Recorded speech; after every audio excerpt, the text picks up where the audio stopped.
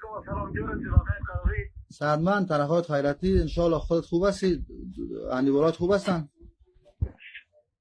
شکر از خوب هستم. من مگه شکر و فضل پروردگار خوب هستم.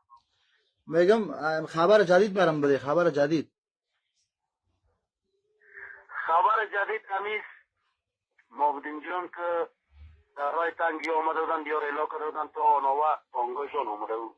همون کل پیادهشان تانگشان همه چیز دم سر آنوه که پیش شده بودن در زمانکور میگن یک منطقه را خود میفهمی که یک جمشم پیش آمده بود. دونمو منطقه دیار از ببین صاف 82 بیم یک پای 75 زدن دی تانگا در گرفتن بالا ماندن نصف 80 رای تنگ در پایین میپرانند تقریبا نیتو برد خبر معصد دقیق فقط یگان 2.5 نفرش اسیر گرفتین یا بیش از 2.5 نفرش کشته شده.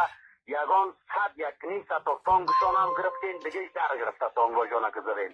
از طرف بالای پنشیر طرف پریان که میگن ایجا هم یلاشون کده بودن تانی هم چنان همی تو کفت ایجا هم میخواستن بکنن اما وای از اوجا که او را زدن یا یک ترکیدن پس گریختن تا باموردار پایین پس اینمی لحظه اول گرفتیم معصق از باموردار هم تیر شدیم گریخته رویتن بالا دیگه خبر معصق دقیق دلت آنجام انشاءالله پروردگار مهربان است. با توکل پروردگار معصق کسی مردم برحق است.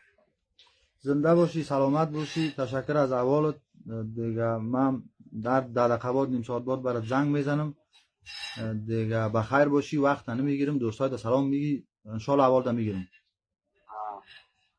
بخیر باشی، زنده باشی. ریخ دل جمع با توکل خدا کسی نیست. سلامت باشی، سلامت باشی. تشکر. خداحافظ. بخیر باشی.